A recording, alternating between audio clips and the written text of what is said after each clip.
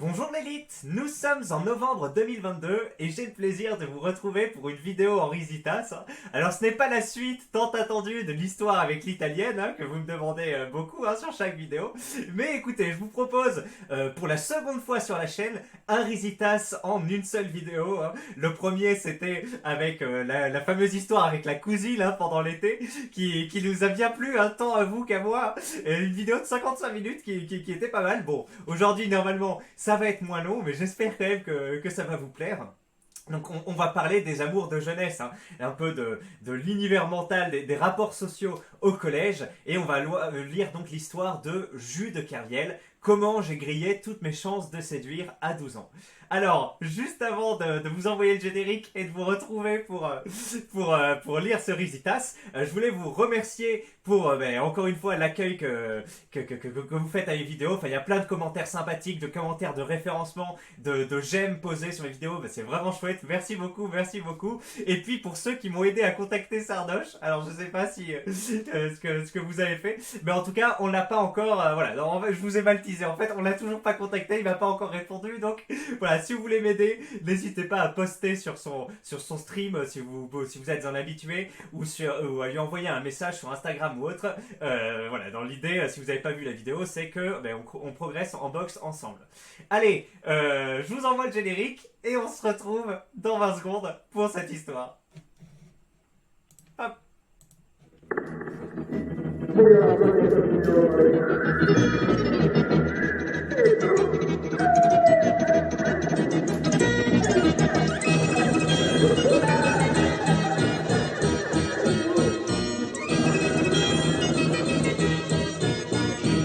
Normaux avec des gens normaux. Allez, c'est parti. Et non, je vous ai trollé, c'est pas le gros singe qui va vous faire la vidéo aujourd'hui, même s'il va assister un peu à cette histoire avec nous. C'est moi-même, donc vous voyez que les budgets effets spéciaux sont en pleine explosion en ce moment, avec la poule dans l'épisode du Raptor et désormais ce singe. Donc écoutez, j'espère que vous profitez. Est-ce que l'argent de la YouTube Money, est-ce que le YouTube argent est bien rentabilisé? C'est la question. Allez. Donc, on se retrouve. Alors, désolé si le son était pas très fort parce que j'étais un peu loin du truc. Bon, j'ai essayé de parler un peu plus fort pour compenser. Bon. Allez, Jules Kerviel nous dit. De mon côté, j'avais 12 ans, fraîchement arrivé en 5e. Il faut savoir que j'avais la cote avec les filles en 6e et 5e, mais que ça a dégringolé en 4e et en 3e pour deux raisons. D'abord, je ne traînais avec aucun mec populaire, mais plutôt déjà des mecs qui s'excluaient ou qui étaient exclus, et qui sont tous devenus des dreamers et des smicards, soit dit en passant. Bon, ça, je pense que ça vous parle aussi, normalement, si vous êtes un peu sur le forum, voilà, si vous me suivez, et bon, après, peut y avoir différents sociotypes, mais vous avez sans doute eu une début d'adolescence un peu comme moi. Bon, le primaire c'était sympa, voilà, il n'y avait pas encore des mécanismes d'exclusion trop prononcés ou autres. Le lycée, vous avez peut-être pu aussi un peu plus vous épanouir ou autre, et c'était peut-être sympa, mais le collège, il y a eu des moments difficiles où effectivement vous étiez dans une phase où finalement vous étiez un peu copain avec des mecs par défaut, c'était pas franchement des personnes avec qui vous partagiez des acombes crochus ou vous partagiez des moments sympathiques, même si vous pouvez jouer, je sais pas, à Yu-Gi-Oh! Ou à ce genre de trucs, c'est un peu des geeks comme ça, ensemble. Il n'y avait pas vraiment de sympathie, enfin c'était des potes par défaut, quoi, parce que fallait bien avoir un groupe et que celui-ci, il allait pas vous rejeter ou être trop profondément méchant rapidement ou autre, enfin voilà, ce genre de choses. Moi, c'est un peu ce que j'ai connu en 5e, 4e, voilà, pour pas être seul à la récréation. Effectivement, j'allais traîner plutôt avec ce genre de groupe. Mais après, ce qui fait que quand tu traînes avec ça, t'es un peu catalogué comme, ok, ces mecs-là ne sont pas dans la course sexuelle, quoi, de la course de la conquête, de la conquête de séduction plutôt, des femmes. Tu sais, t'es un peu, soit tu perds des points, soit t'es mis hors jeu directement. Donc effectivement, c'est pas ce qui aide quand tu veux séduire. Après, il y avait d'autres types. Il y avait le mâle sigma, tu sais, le mec qui venait en short en hiver. Ce que j'aurais pu être si mes parents me laissaient venir en short en hiver. Et si j'avais moins d'instinct grégaire en moi, mais j'avais quand même un instinct grégaire trop prononcé et des parents trop, comment ça s'appelle, autoritaires, on va dire. Enfin, voilà, qui avaient du contrôle sur moi. Donc, je n'étais pas ce mâle sigma qui se balade seul, voilà. qui fait des trucs un peu spéciaux et tu te dis mais qu'est devenu ce mec? Tu sais, il y en a un dans quasiment chaque collège, un mec qui va venir en t-shirt short alors qu'il fait -5, voilà. Et souvent il va cultiver un peu comme ça sa singularité, il va pas traîner avec des groupes par dépit ou autre, il va avoir des interactions sociales un peu cheloues, mais parfois ce mec-là, enfin, il était reconnu, genre fallait pas le faire chier, tu sais, bon à part, voilà, si tu venais avec le gang, enfin tu sais, c'est pas vraiment des gangs, enfin bref, voilà, mais si t'étais juste un random qui venait lui casser les couilles, le mec il pouvait te frapper sans, enfin j'ai déjà entendu des histoires un peu comme ça, tu vois, donc il y avait le Sigma, voilà, qui évoluait en dehors du groupe. Et puis après, dans les groupes, il y avait les mecs qui, un peu comme moi, étaient dans des groupes par défaut. Alors bon, qui pouvaient être plus ou moins bien dans la, on va dire, hiérarchie sociale, même si c'est bizarre et archétypal de dire ça, mais en tout cas, on va dire, dans les rapports de séduction, ça pouvait aider. Donc voilà, plus ou moins avec potes par défaut. Après, il y avait ceux qui avaient des potes avec des bons atomes crochus, qui avaient des bons moments, des bons délires, des vraies amitiés. Et puis après, il y avait les groupes populaires où les mecs, soit ils avaient des atomes crochus entre eux et c'était bien, soit ils y allaient un peu pour, on va dire, le prestige, enfin, je sais pas trop ce que ça veut dire, tu sais, puis ils se forçaient à fumer, ce genre de choses. Il y a aussi des gens qui se forçaient un peu et subissaient finalement cette popularité, voilà. Mais ils avaient peut-être un peu plus de chance dans les rapports de séduction, en tout cas ça leur donnait un peu plus de points, si on peut voir le monde comme ça, hein, que les autres groupes. Allez, on continue, donc déjà il était dans un groupe peu populaire et il dit que c'est peut-être à cause de ça qu'il a jamais trop eu de chance avec les nanas et qu'après finalement c'est des relations sociales qu'il n'a pas louées pendant l'enfance, des réflexes sociaux, des réflexes de séduction, de compréhension, etc. du genre féminin, des expériences qu'il n'a pas eues pendant son adolescence et qui après vont lui manquer pendant toute sa vie et peut-être développer avec lui un retard finalement sur tout ce qui est séduction et tiens quelle vie j'aurais pu avoir, etc. Et c'est un peu dans extension du domaine de la lutte la thèse que propose le mec. Alors c'est dans Lolita, non, Stéphane Edouard dit que c'est dans Lolita, mais il se gourre complètement quand il dit ça en fait, soit il a pas lu le livre, soit il s'oublie. Il dit que c'est dans Lolita que comme le mec il a essayé de choper une meuf quand il avait 13 ans mais que la meuf il a pas réussi à la choper, après le gars développe enfin il reste, vous savez, Lolita c'est un mec d'âge mûr, 50 piges, qui essaye qui est amoureux de meufs de 12-13 ans, quoi. Pédophile, tel est le terme.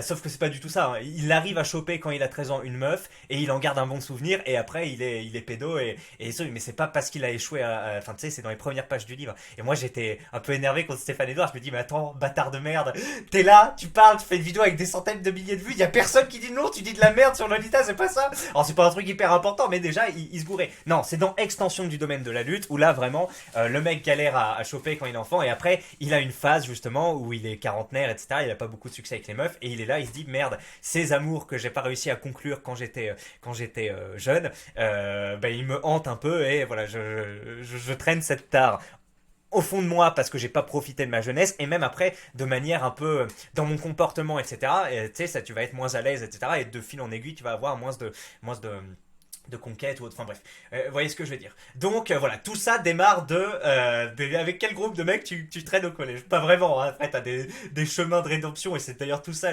les Risitas qui ont beaucoup de succès, c'est justement ces chemins de rédemption, et enfin pas vraiment de la rédemption, mais en tout cas de surpassement de soi, de développement personnel on pourrait dire, qui ont beaucoup de succès sur le forum, mais et parce que voilà, on arrive à s'émanciper d'une situation au départ très difficile, et c'est toute cette histoire qu'on est en train de voir avec l'italienne et Tobias en particulier. Allez, j'ai beaucoup parlé, désolé, on continue. La deuxième raison provient probablement de l'histoire que je m'apprête à raconter. Ah, lisons cette histoire. 8 minutes et on n'a toujours pas commencé. Il y avait une fille qui s'appelait Maëlys, vraiment populaire, cheveux bruns, mignonne, qui me courait tout le temps après. Comme par hasard, elle se mettait toujours à côté de moi à la cantine. Elle venait avec ses amis, me parlait de temps en temps, etc. Et moi, j'étais un gros Célestin un peu timide, mais qui avait quand même envie de mettre à l'amende d'autres mecs. Cela dure environ un mois, de septembre à octobre. C'était il y a quasiment 10 ans jour pour jour, et tout a dérapé quand un jour, ses amis sont venus me voir en me disant que Maëlys était vraiment très timide, mais qu'en gros, elle aimerait que je sois son petit copain. Dis donc chanceux. Est-ce que ça vous est déjà arrivé? Moi, ça m'est déjà arrivé, oui. Alors, pas quand j'étais au collège ou au lycée, mais quand je travaillais à Auchan, justement, il y avait une meuf, bon, relativement mignonne. Effectivement, elle traînait un peu et je voyais qu'elle me regardait un peu quand je rangeais les trucs dans les rayons, etc. Et finalement, il y a une meuf qui a dit, ouais, elle est intéressée, tu serais chaud bref, faire un date, quoi, comme on dit, donc un rendez-vous galant avec elle. Et oui, et en fait, c'est là où j'avais déjà eu l'occasion, en fait, de rencontrer d'autres personnes de ma classe sociale, en fait, via Tinder. C'est assez étonnant en fait. Mais là, c'était vraiment la concrétisation du vide. Enfin, pas du vide. Non, c'est pas vraiment ça. Parce que là, mais y avait vraiment une différence au niveau des références culturelles, du langage, de tout ça, que vraiment, je me suis dit, non, non, non, ça va pas être faisable. C'est pas possible. Alors que pourtant, avec ma femme cambodgienne, il y a beau avoir énormément de différences culturelles. Je sais pas, mais c'était beaucoup plus facile de communiquer. Après, oui, bah, c'est pas qu'une question de classe, hein, c'est aussi une question de comment tu rebondis sur les choses, comment tu t'intéresses à la chose aussi. Une personne qui est très peu cultivée, mais qui s'intéresse à ce que tu racontes et qui veut en apprendre plus, eh ben, elle peut partir de zéro en termes de référents, etc. Au final, c'est un partage et tu vois qu'il y a une grosse possibilité d'évolution, quoi. Alors que là, c'était plus en mode. T'es déjà arrivé à un cap, quoi. Enfin, c'est difficile à dire, et je vais trop vite dans la synthèse, mais c'était grosso modo ce que ça me fait. Bah bref, donc si ça vous est déjà arrivé aussi, vous êtes assez chanceux, j'espère que... est-ce que c'était plutôt une bonne relation derrière? Est-ce que ça a débouché sur rien? Est-ce que vous avez pas, est-ce qu'elle était peut-être trop moche pour vous ou autre? Enfin, euh, on va voir.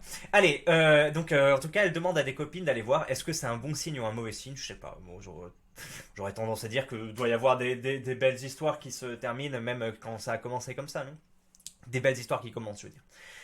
J'avais chaud, très chaud, mais j'étais ultra fier. Je voyais déjà les mecs de ma classe en sueur. Mais j'avais du mal à y croire, n'ayant jamais eu l'occasion de parler, et encore moins d'intéresser une si jolie fille. Le rendez-vous est donné à 12h05 devant le hall du gymnase, en seul à seul avec Maëlys, avant d'aller manger à la cantine en amoureux, pour un premier repas en tête à tête. Elle était déjà devant le hall, en train de m'attendre, et il n'y avait pas de piège en vue. Je me dirige calmement vers elle, la tête haute, le buste relevé. Je lui fais la bise, mais elle me demande d'un coup si on peut se smaquer. Terme à la mode à l'époque là. Ah oui, t'es allé pour faire la bise et elle y va direct. Tu sais, elle avait dû réfléchir un peu en t'attendant. Elle se dit vas-y, on va s'embrasser direct, etc. Voilà, c'est facile de se projeter là-dedans, hein. Les Célestins un peu comme nous, on s'est projeté aussi dans des trucs et on se dit vas-y, faut que je fasse le truc. Enfin, j'en sais rien. Je suis pas dans son esprit, mais mettons que c'est comme ça. Et donc quand elle arrive, elle dit tiens, on se smack directement.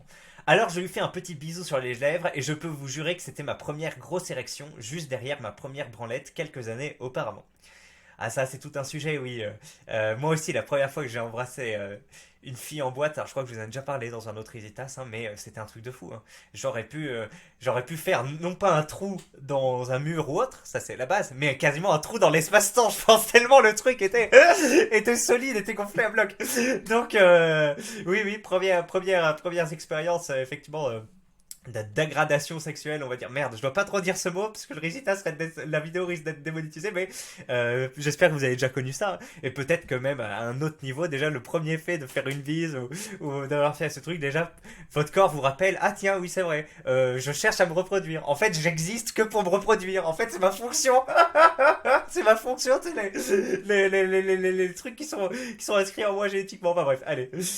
C'est là que les choses vont commencer à se gâter. Sur le chemin de la cantine, gros blanc, pas un mot, on arrive enfin dans la file du self. Quand enfin il me demande comment mes cours se sont passés ce matin, je ne sais plus ce que j'ai répondu, mais ça ne devait pas voler très haut. Alors oui, commencer à échanger des banalités de base pour déjà meubler le silence. Après, il y a des gens qui sont très confortables avec le silence, qui peuvent, et même qui peuvent utiliser ça à leur avantage. Alors moi, je ne suis pas du tout dans cette type de population, on va dire. Et même là, on voit que le mec dit des blancs. Tu sais, soit il y a des gens qui vont employer le mot silence, ils disent oui, le silence c'est important, c'est un élément constitutif, on va dire, des rapports humains. Il y en a d'autres qui ont, je sais pas, qui voient directement du malaise là-dedans et voilà, qui appellent ça des blancs plutôt. Alors, est-ce que on voit ça à travers un peu un miroir déformant? On essaye de mettre vous savez, du malaise à des endroits où il n'y en aurait pas forcément en disant silence égale blanc quasiment automatiquement? Ou est-ce que c'est un peu normal au final au départ et tu peux te dire attends là, soit en fait au moment où il y a le blanc il y a différentes manières de le gérer, tu vois. Soit tu te projettes qu'est-ce que je peux dire, etc. Soit tu te dis t'es dans tes pensées un peu. Alors c'est un peu étonnant, mais normalement si t'as deux personnes, oui, elles sont censées parler ensemble. Après j'imagine que ça dépend aussi pas mal de la culture, hein.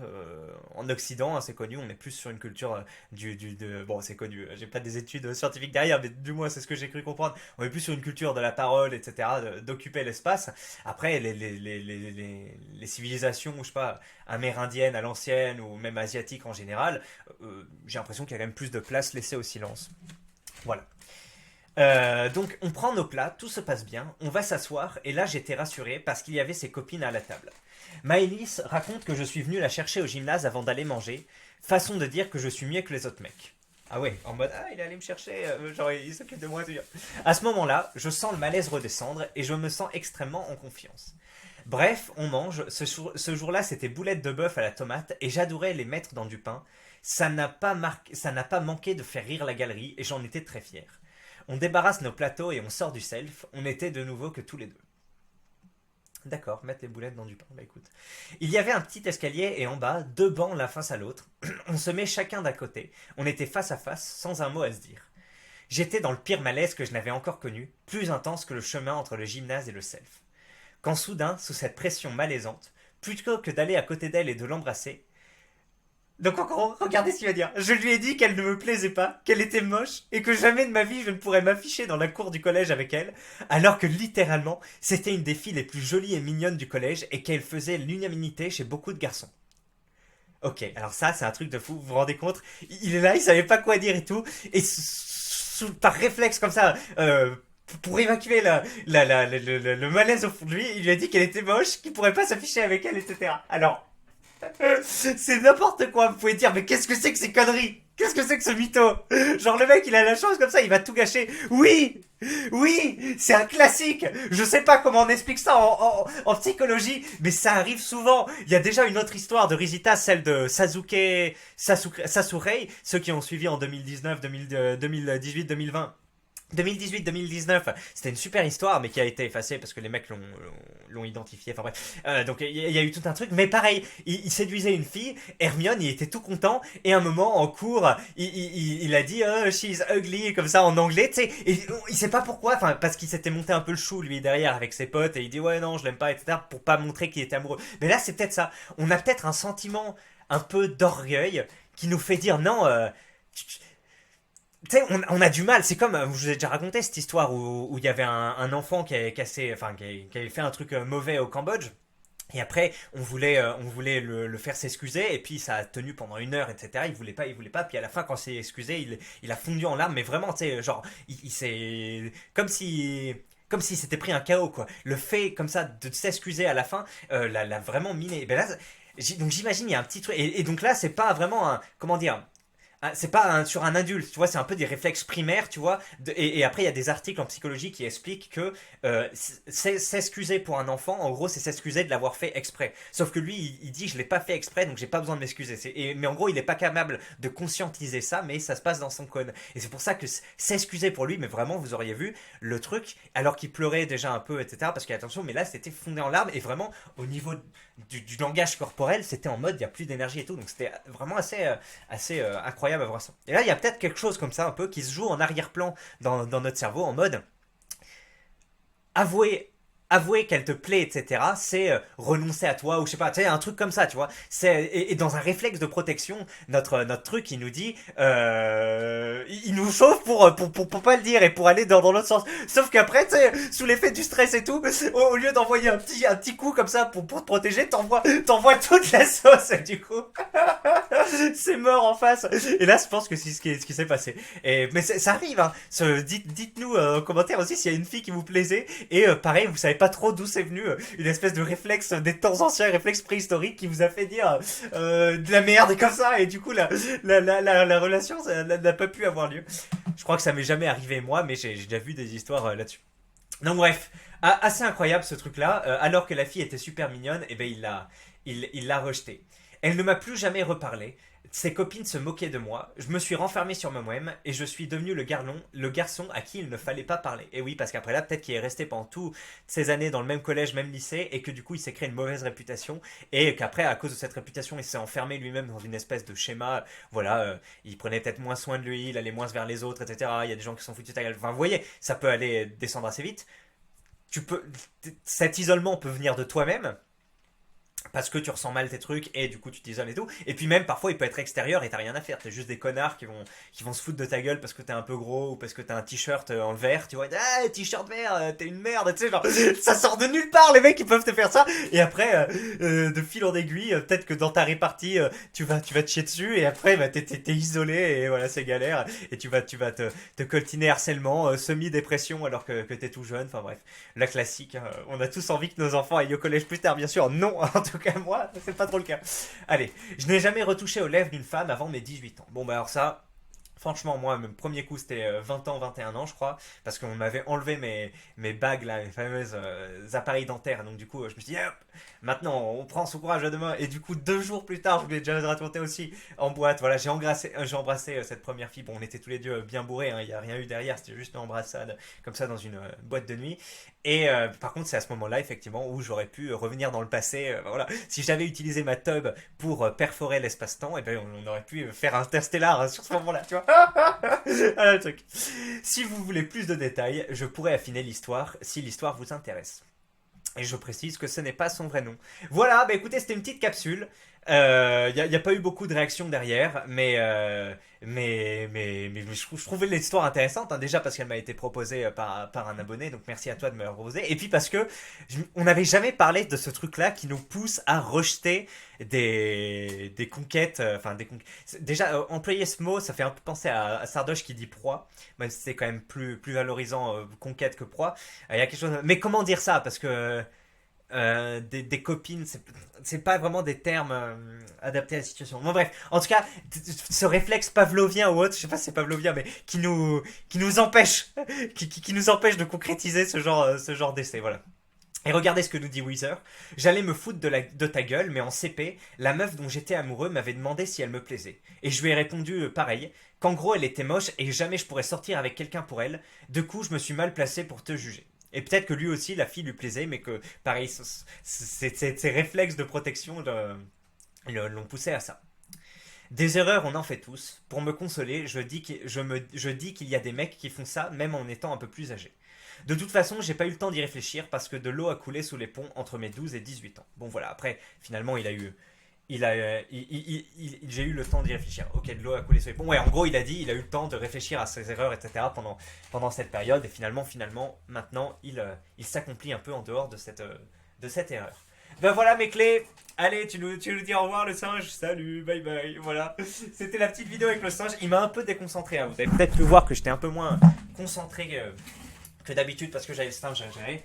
Mais je sais pas, je l'ai vu, je me suis dit, allez, je vous le mets dans une vidéo, ça peut vous faire marrer. Et puis moi, ça m'a bien fait rire au début. Donc voilà, écoutez, j'espère que cette vidéo vous a plu. Je vous aime et je vous retrouve bientôt. Je pense que je vais tourner une deuxième vidéo, là j'ai un peu le temps. Donc à la prochaine, l'élite. Allez, ciao et merci. Bye.